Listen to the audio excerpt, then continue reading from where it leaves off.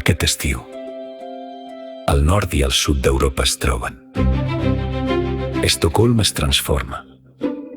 42 grups, més de 1.200 actuants. Gegants que omplen els carrers. Castells que desafien el cel. Danses que uneixen pobles i generacions. La cultura catalana arriba al cor d'Escandinàvia. 3 dies únics. 3 dies de cultura. 3 dies de festa.